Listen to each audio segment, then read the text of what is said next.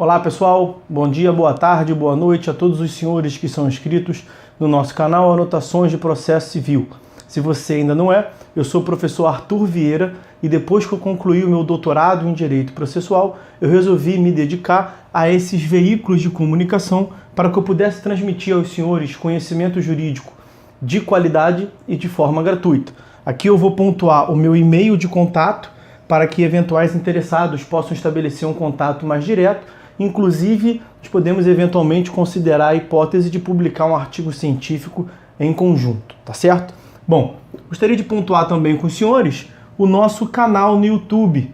Se você ainda não é inscrito, basta clicar no ícone do livro que fica no canto inferior do vídeo para que você se inscreva. Sugiro também que você clique no ícone do sininho para que você possa ativar as notificações dos vídeos que são constantemente disponibilizados por aqui.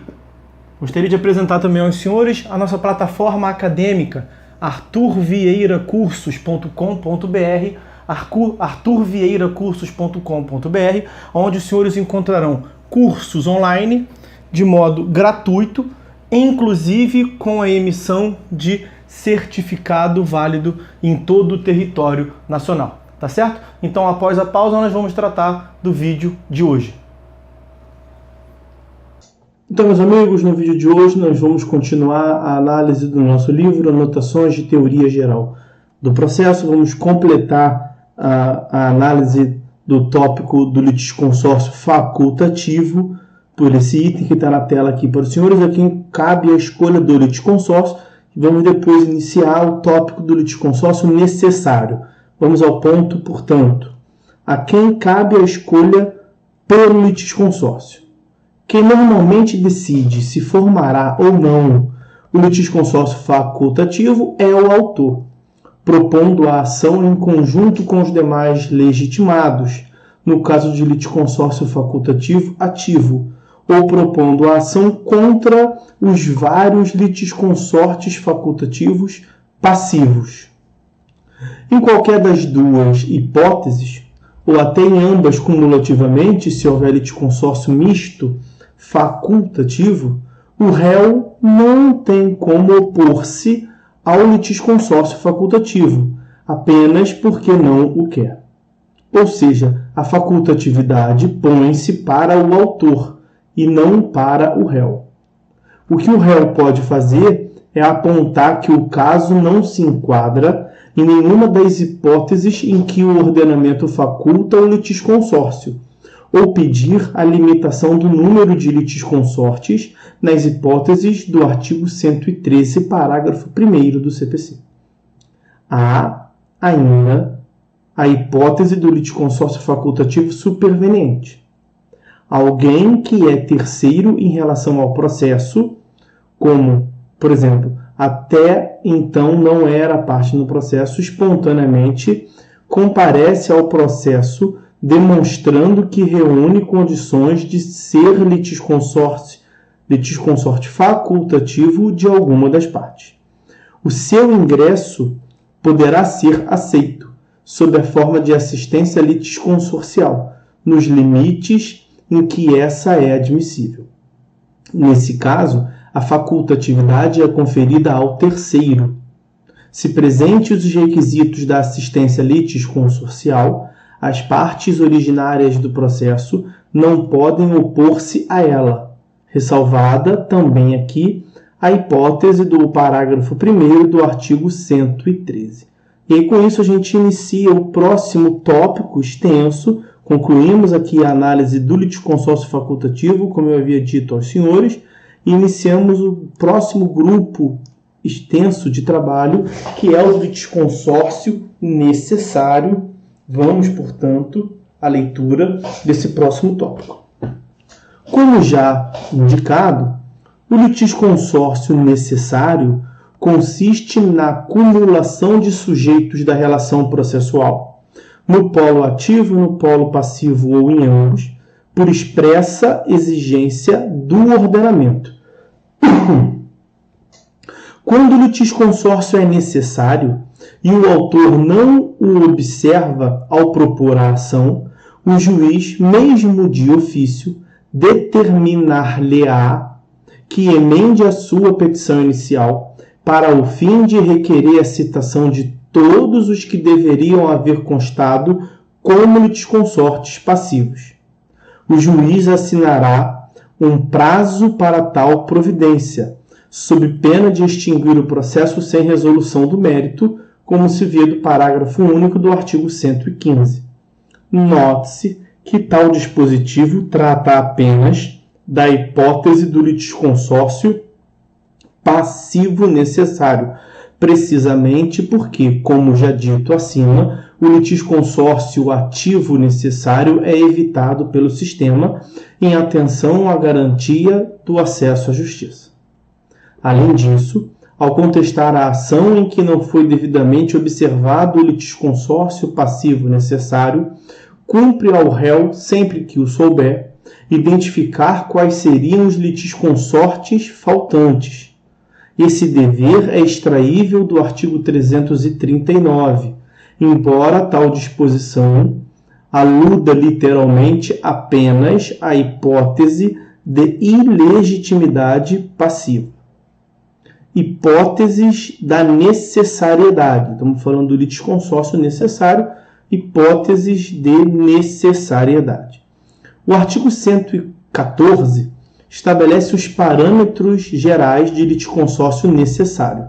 Tal exigência põe-se, inciso 1º, por expressa disposição de lei, para um caso específico. Exemplo, o artigo 6º da Lei 4717 de 65, a Lei da Ação Popular.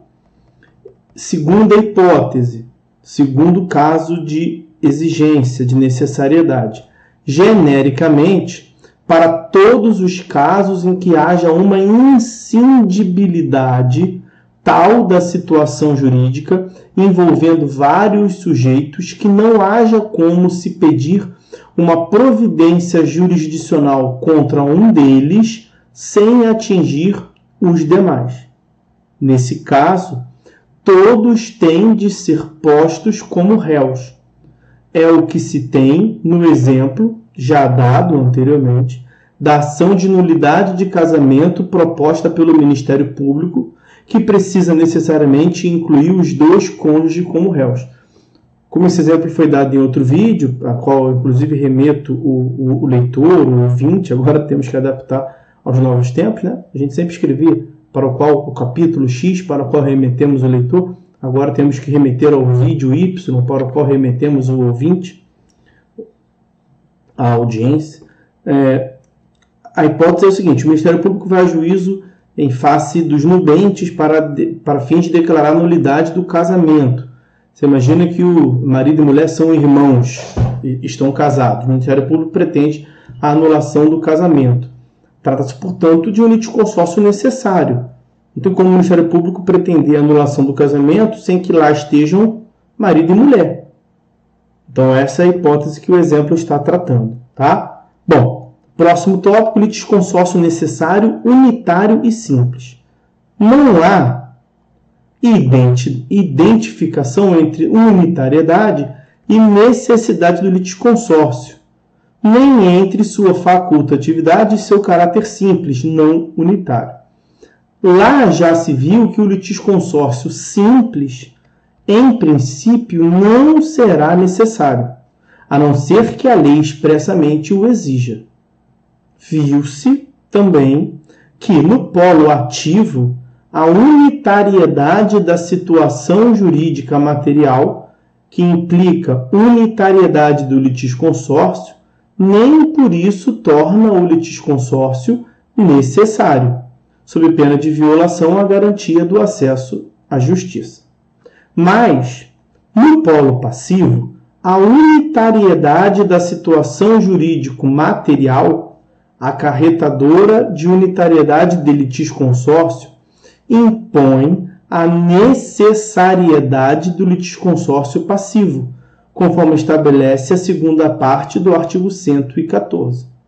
Se há uma situação material unitária, por exemplo, uma situação que envolve de modo indissociável uma pluralidade de sujeitos, e se pretende que a decisão de mérito do processo produza seus efeitos sobre tal situação, desconstituindo-a, transformando-a, declarando-lhe a existência, a inexistência ou o modo de ser, toda aquela pluralidade de sujeitos deve, em princípio, figurar no polo passivo da ação. Exemplo, caso se pretenda invalidar integralmente um testamento, todos os herdeiros testamentários e legatários devem figurar como réus.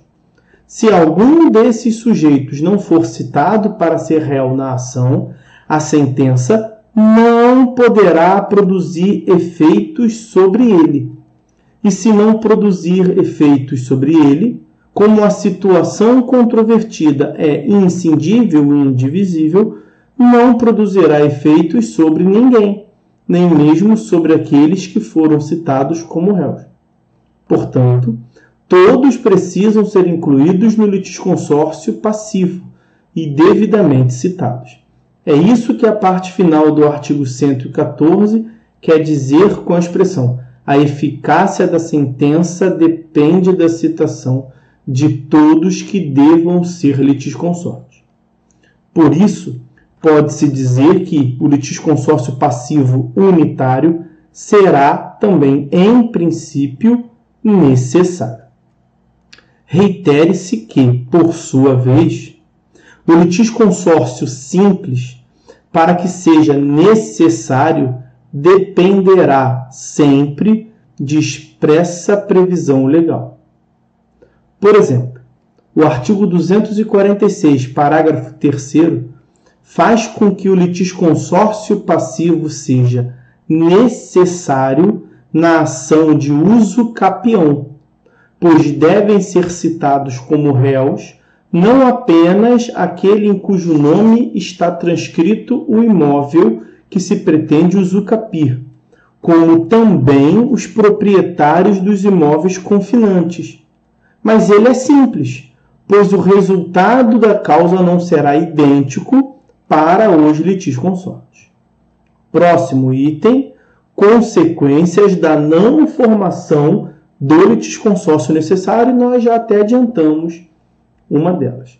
Qual o regime jurídico aplicável à sentença ou outra decisão de mérito qualquer proferida em processo em que se deixou de observar o litisconsórcio que era necessário? O pronunciamento padece de um defeito de validade? Ou, mais do que isso, deve-se enquadrá-lo entre os atos juridicamente inexistentes? Ou ainda se trataria de um ato absolutamente ineficaz? A consequência prática de se adotar uma ou outra dessas posições está em que, caso se considere essa decisão nula, ela terá transitado em julgado, sendo reincindível durante o prazo decadencial de 2 anos. Se se adotar a teoria da inexistência jurídica ou da ineficácia absoluta, a decisão nem sequer produzirá coisa julgada, podendo a todo tempo e por qualquer via o defeito vir a ser atacado, por exemplo, por mera ação declaratória, por impugnação ao cumprimento de sentença. Logo, a questão exige algumas distinções. No que tange ao litisconsorte preterido, aquele que não foi citado para participar do processo, a sentença é absolutamente ineficaz. Perante ele, a sentença nada vale. Aplica-se, no que tange ao litisconsorte preterido, o regime da inexistência jurídica. Para apontar a ineficácia da sentença perante ele, o litisconsorte preterido não precisará valer-se de ação rescisória, pois a sentença não terá aptidão para transitar em julgado. Ou seja, a situação dele é igual à de qualquer outro réu que deveria ter sido validamente citado e não o foi, nem compareceu espontaneamente ao processo. No que tange aos demais litisconsortes que foram citados, cabe mais uma distinção. Se o litisconsórcio necessário for unitário, a sentença também será absolutamente ineficaz perante os litisconsortes que foram citados. Afinal, se a situação é unitária e a sentença não é apta a produzir efeitos perante o litisconsorte preterido, ela igualmente será ineficaz perante os demais litisconsortes. Portanto, qualquer deles poderá apontar a todo o tempo a ineficácia da sentença, independentemente de ação rescisória. Já se o litisconsórcio necessário for simples, a ineficácia perante o litisconsorte preterido não se estende aos demais litisconsortes. Afinal, a sentença nessa modalidade litisconsorcial dá tratamento próprio a cada um dos litisconsortes. Então, perante os litisconsortes que foram citados, o problema será de simples invalidade, que deverá ser oportunamente atacada e que não obstará à formação da coisa julgada. Esse é o único modo de se interpretar o artigo 115 e seus incisos 1º e 2º, em coerência com o sistema. Quando o inciso 1º afirma ser nula a sentença dada no caso de inobservância do litisconsórcio necessário, que é também unitário, está a referir-se a um defeito que não ficará superado nem mesmo depois do decurso de prazo da ação rescisória. Qualquer outra solução que convalidasse a sentença e assegurasse sua eficácia depois do prazo da ação rescisória violaria o direito que o litisconsorte preterido tem ao contraditório e à ampla defesa.